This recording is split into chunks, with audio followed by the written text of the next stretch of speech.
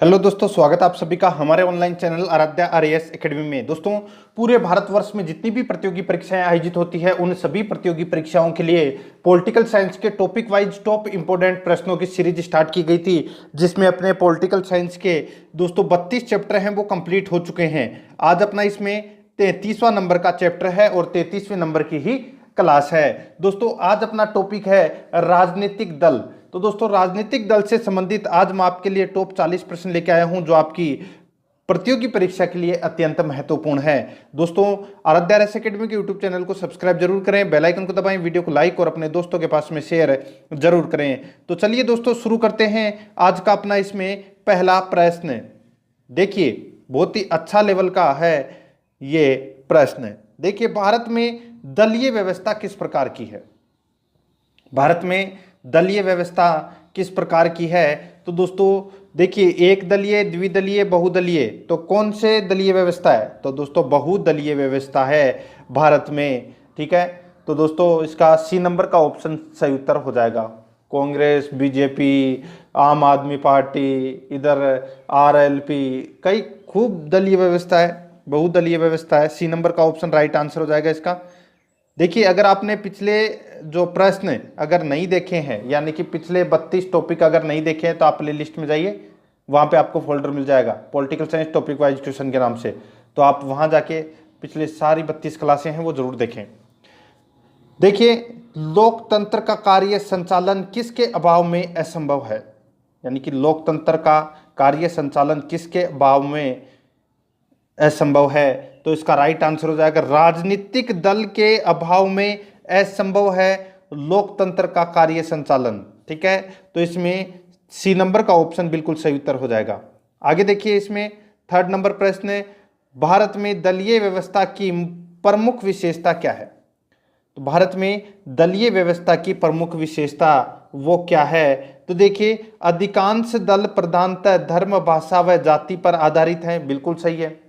ठीक है, अलग अलग कास्ट के अलग अलग नेता बन गए। ठीक है, धर्म के आधार पर बन गए, भाषा के आधार पर बन गए। बिल्कुल सही बात है। विभिन्न राजनीतिक दलों की नीतियों और कार्यक्रमों में काफी समानताएं हैं। बिल्कुल सही बात है।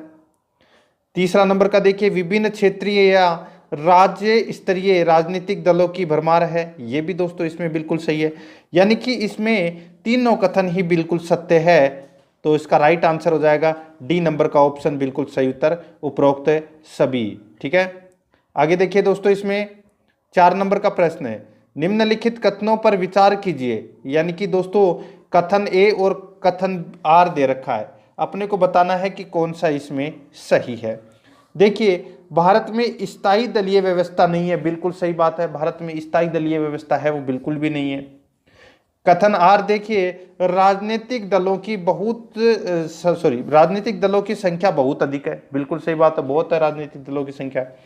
तो यहाँ पर देखिए दोनों ही कथन है वो इसमें बिल्कुल सही उत्तर हो जाएगा इसका। तो देखिए, निम्न यहाँ पे ए और आर दोनों सही है। ठीक है, ए और आर दोनों सही है, और ए है वो आर की सही व्याख्या भी करता है। ठीक है, तो यहाँ पे अपने को सही उत्तर क्या हो जाएगा? वो है ए नंबर का ऑप्शन बिल्कुल सही उत्तर, दोनों ही सही है इसमें। आगे देखिए, कम से कम कितने राज्यों में राज्य स्तरीय पार्टी की हैसियत रखने वाली राजनीतिक दल को राष्ट्रीय पार्टी की मान्यता दी जाती है? अच्छा प्रश्न है कि कम से कम कितने राज्यों में राज्य स्तरीय पार्टी की हैसियत रखने वाली राजनीतिक दल को राष्ट्रीय पार्टी का दर्जा दिया जाता है या मान्यता दी जाती है? तो दोस्तों कम से कम कितने राज्यों में? तो 4 राज्यों में दोस्तों राजनीतिक दल होना चाहिए राज्य स्तरीय पार्टी का। ठीक है, 4 राज्यों में कम से कम। तो इसमें सी नंबर का ऑप्शन बिल्कुल सही उत्तर हो जाएगा। 6 नंबर प्रश्न है, किसी राजनीतिक दल को राष्ट्रीय दल अथवा प्रादेशिक दल के रूप में मान्यता कौन देता है? अच्छा प्रश्न है, किसी राजनीतिक दल को राष्ट्रीय दल और प्रादेशिक दल के रूप में मान्यता कौन देता है? तो ये देता है दोस्तों निर्वाचन आयोग। कौन देता है? निर्वाचन आयोग। सी नंबर का ऑप्शन बिल्कुल सही उत्तर हो जाएगा। 7 नंबर का प्रश्न है, किसी राजनीतिक दल का राष्ट्रीय दल के रूप में मान्यता कब दी जाती है? किसी राजनीतिक दल का राष्ट्रीय दल के रूप में मान्यता कब दी जाती है? जब उसे 4 या अधिक राज्यों में राज्य स्तरीय राजनीतिक दल के रूप में मान्यता दी गई हो, तब उसे राष्ट्रीय दल की मान्यता दी जाती है। तो इसका राइट आंसर सी नंबर का ऑप्शन बिल्कुल सही उत्तर हो जाएगा। आगे देखिए, भारत में कोई भी राजनीतिक दल राष्ट्रीय दल के रूप में मान्यता प्राप्त कर सकता है यदि वह राज्य स्तर का दल है कम से कम कितने राज्यों में। तो दोस्तों अभी मैंने आपको बताया था कम से कम 4 राज्यों में। कितने राज्यों में? 4 राज्यों में। बी नंबर का ऑप्शन सही उत्तर हो जाएगा। 9 नंबर प्रश्न है, किसी भी राजनीतिक दल को राष्ट्रीय दल के रूप में तभी मान्यता प्राप्त हो सकती है जबकि आम चुनाव में उसे कम से कम 4 राज्यों में कुल कितना प्रतिशत मत प्राप्त हो। यानी कि दोस्तों किसी भी राजनीतिक दल को राष्ट्रीय दल के रूप में तभी मान्यता प्राप्त हो सकती है जबकि आम चुनाव में उसे कम से कम 4 राज्यों में कुल कितना प्रतिशत मत प्राप्त हो। तो इसका राइट आंसर हो जाएगा कम से कम उसे 4% का मत है वो प्राप्त हो। तो इसमें ए नंबर का ऑप्शन बिल्कुल सही उत्तर हो जाएगा। 10 नंबर प्रश्न है, भारत में एक राष्ट्रीय दल के रूप में मान्यता प्राप्त करने के लिए किसी दल को कम से कम कितने मत प्राप्त करने चाहिए। तो कम से कम कितने मत प्राप्त करने चाहिए। तो दोस्तों मैंने अभी आपको बताया 4% वैध मत, ठीक है, 4 अथवा अधिक राज्यों में, ठीक है, 4% वैध मत 4 अथवा अधिक राज्यों में। ये दोस्तों ऐसे मान लो क्राइटेरिया है राजनीतिक दल राष्ट्रीय दल की मान्यता प्राप्त करने के लिए। तो अपना इसमें बी नंबर का ऑप्शन बिल्कुल सही उत्तर हो जाएगा। 11 नंबर का प्रश्न है, भारत में दलीय पद्धति की एक विशेषता है। तो दलीय पद्धति की एक विशेषता है वो क्या है? तो वो है दोस्तों बहुदलीय पद्धति। ठीक है, तो इसमें बी नंबर का ऑप्शन बिल्कुल सही उत्तर। आगे देखिए, प्रथम लोकसभा चुनाव में कितने राजनीतिक दलों को राष्ट्रीय दल का दर्जा प्रदान किया गया था? प्रथम लोकसभा चुनाव में कितने राजनीतिक दलों को राष्ट्रीय दल के रूप में दर्जा प्रदान किया गया था? तो ये किया गया था दोस्तों 14। ठीक है, 14 राजनीतिक दलों को राष्ट्रीय दल का दर्जा प्रदान किया गया था। तो इसमें सी नंबर का ऑप्शन बिल्कुल सही उत्तर हो जाएगा। 13 नंबर का प्रश्न है, वर्तमान समय में देश में राष्ट्रीय दलों की कुल संख्या कितनी है? वर्तमान समय में देश में राष्ट्रीय दलों की कुल संख्या कितनी है? तो दोस्तों कुल संख्या कितनी है? तो दोस्तों 7 है राष्ट्रीय दलों की संख्या। ठीक है, तो इसमें सी नंबर का ऑप्शन बिल्कुल सही उत्तर हो जाएगा। आगे देखिए दोस्तों, इसमें 14 नंबर का प्रश्न है, निम्नलिखित में से कौन एक क्षेत्रीय दल है? तो कौन एक क्षेत्रीय दल है? तो यहां पर देखिए दोस्तों, आपको अकाली दल जो पंजाब में है, ठीक है, ये एक क्षेत्रीय दल है। क्या है? क्षेत्रीय दल है। तो अपना इसमें राइट आंसर सी नंबर का ऑप्शन हो जाएगा। 15 नंबर का प्रश्न है, किसी राजनीतिक दल को पंजीकृत दल की स्थिति पाने के लिए कम से कम कितने प्रतिशत मत पाने चाहिए? तो दोस्तों अभी मैंने आपको बताया था कम से कम 4% मत है वो पाने चाहिए। आगे देखिए, इसमें भारत में दलीय व्यवस्था किस एक व्यापक व्यवस्था का अंग है? भारत में दलीय व्यवस्था किस एक व्यापक व्यवस्था का अंग है? तो इसका राइट आंसर हो जाएगा वो है दोस्तों राजनीतिक व्यवस्था का। तो अपना इसमें सी नंबर का ऑप्शन सही उत्तर हो जाएगा। आगे देखिए, यहाँ पे सूची फर्स्ट को सूची सेकंड से सुमेलित किया गया है। सूची फर्स्ट में राज्य स्तरीय पार्टी दे रखी है और सूची सेकंड में संबंधित राज्य। ठीक है, यानी कि कौन सी राज्य स्तरीय पार्टी कहाँ की है वो अपने इसमें बताना है। तो देखिए यहाँ पे शेतकर कामगार पार्टी, शेतकर कामगार पार्टी ये महाराष्ट्र राज्य से संबंधित है। और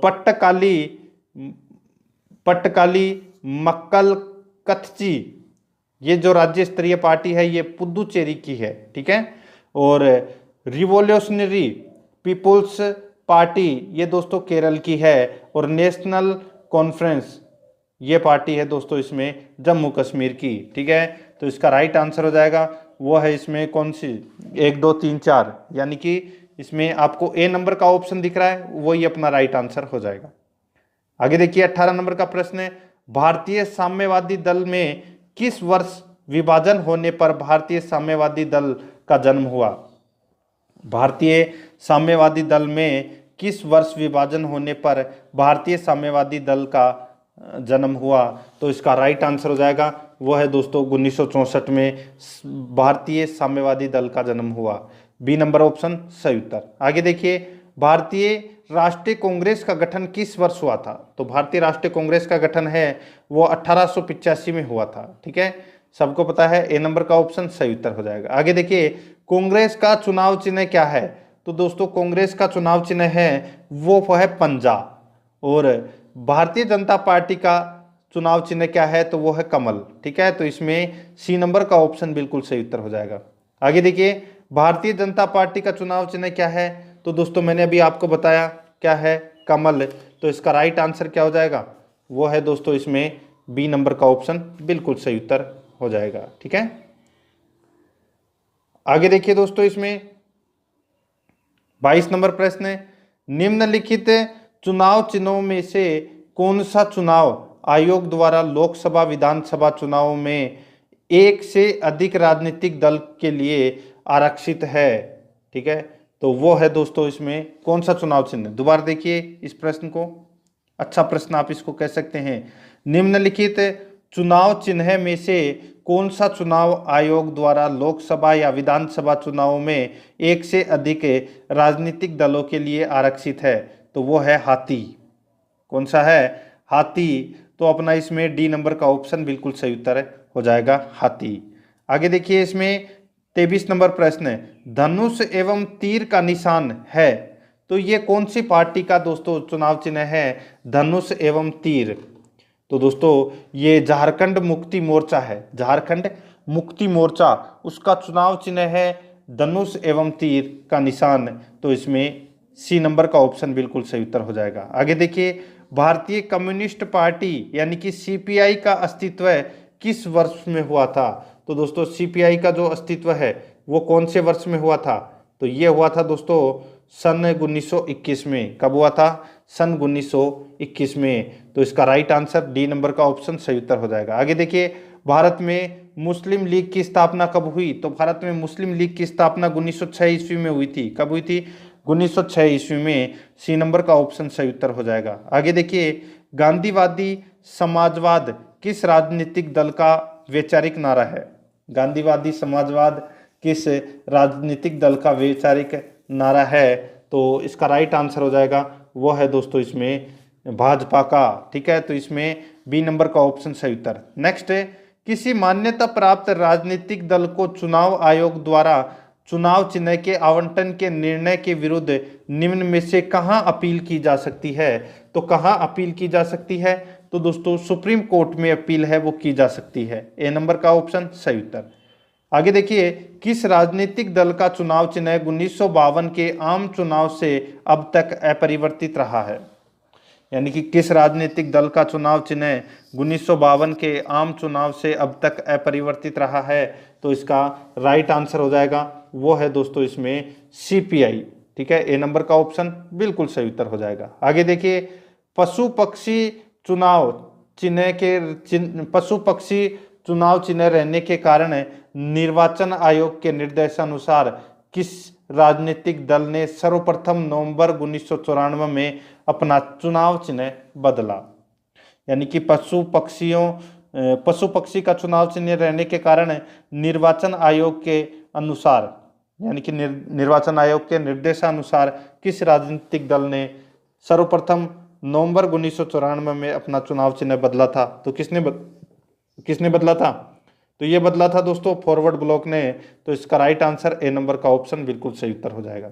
आगे देखिए, इसमें देखिए तेलुगु देशम पार्टी यानी कि टीडीपी का चुनाव चिन्ह क्या है?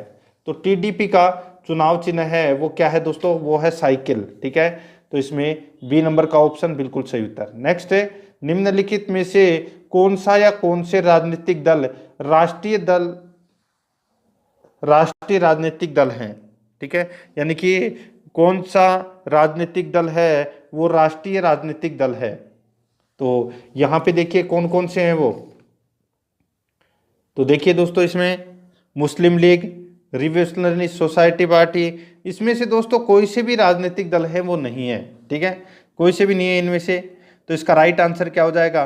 वो है इनमें यानी कि कोई भी नहीं है, वो राष्ट्रीय दल नहीं है। ठीक है, वर्तमान में। तो डी नंबर ऑप्शन सही उत्तर हो जाएगा। आगे देखिए, निम्नलिखित में से 1999 में किसके विघटन से राष्ट्रवादी कांग्रेस पार्टी का गठन हुआ? तो 1999 में किसके विघटन से राष्ट्रवादी कांग्रेस पार्टी का गठन हुआ? तो दोस्तों इसका राइट आंसर क्या हो जाएगा? तो वो है दोस्तों इसमें कांग्रेस पार्टी के विघटन से राष्ट्रवादी पार्टी का गठन हुआ। तो इसमें राष्ट्रवादी कांग्रेस पार्टी का गठन हुआ। बी नंबर ऑप्शन सही उत्तर। आगे देखिए, निम्न में से कौन सा दल न तो मान्यता प्राप्त राष्ट्रीय दल है और न ही मध्य प्रदेश राज्य के लिए मान्यता प्राप्त है? तो वो कौन सा है? तो वो है दोस्तों इसमें कौन सा? तो गोंडवाना तंत्र पार्टी, गोंडवाना तंत्र पार्टी। तो इसमें सी नंबर का ऑप्शन बिल्कुल सही उत्तर हो जाएगा। 34 नंबर प्रश्न है, निम्नलिखित में से कौन सा क्षेत्रीय राजनीतिक दल है? तो कौन सा क्षेत्रीय राजनीतिक दल है? तो वो है दोस्तों अकाली दल। कौन सा है? अकाली दल। ये दोस्तों क्षेत्रीय राजनीतिक दल है। डी नंबर का ऑप्शन बिल्कुल सही उत्तर हो जाएगा। आगे देखिए, भारतीय जनता पार्टी के गठन के पश्चात इसके प्रथम अध्यक्ष कौन थे? भारतीय जनता पार्टी के गठन के पश्चात इसके प्रथम अध्यक्ष कौन थे? तो दोस्तों इसके प्रथम अध्यक्ष थे कौन? तो AB वाजपेयी, यानी कि अटल बिहारी वाजपेयी। तो इसके राइट आंसर क्या हो जाएगा? ए नंबर का ऑप्शन बिल्कुल सही उत्तर। नेक्स्ट आगे देखिए, दल विहीन लोकतंत्र के पक्ष में कौन था? दल विहीन लोकतंत्र के पक्ष में कौन था? तो दोस्तों कौन था? तो वो है जयप्रकाश नारायण। जयप्रकाश नारायण है, ये दल विहीन लोकतंत्र के पक्ष में था। तो इसमें ए नंबर का ऑप्शन सही उत्तर। नेक्स्ट है, राजनीतिक दल निम्न में से किसके लिए जरूरी है? तो राजनीतिक दल निम्न में से किसके लिए जरूरी है? तो दोस्तों लोकतंत्र के लिए जरूरी है। तो इसमें सी नंबर का ऑप्शन सही उत्तर हो जाएगा। आगे देखिए, वह भारतीय राजनीतिक दल कौन सा है जिसकी स्थापना ताशकंद में हुई थी? वह भारतीय राजनीतिक दल कौन सा है जिसकी स्थापना ताशकंद में हुई थी? तो इसका राइट आंसर हो जाएगा, वो है दोस्तों इसमें कौन सा? तो वो है भारतीय कम्युनिस्ट पार्टी। भारतीय कम्युनिस्ट पार्टी। डी नंबर का ऑप्शन बिल्कुल सही उत्तर हो जाएगा। आगे देखिए, किस राजनीतिक दल की स्थापना स्वतंत्रता से पूर्व हुई? यहाँ पे देखिए, किस राजनीतिक दल की स्थापना स्वतंत्रता से पूर्व हुई? तो वो है भारतीय साम्यवादी दल। भारतीय साम्यवादी दल की स्थापना है वो स्वतंत्रता से पूर्व हुई थी।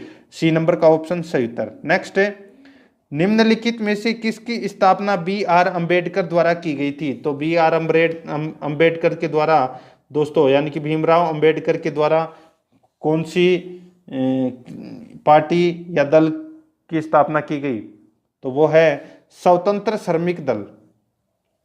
स्वतंत्र श्रमिक दल की स्थापना की गई थी डॉक्टर भीमराव अम्बेडकर के द्वारा। तो इसमें डी नंबर का ऑप्शन इसका बिल्कुल सही उत्तर हो जाएगा। तो दोस्तों ये आज मैंने आपको जो पॉलिटिकल साइंस में 33वां नंबर का चैप्टर है वो मैंने आपको कंप्लीट करवा दिया।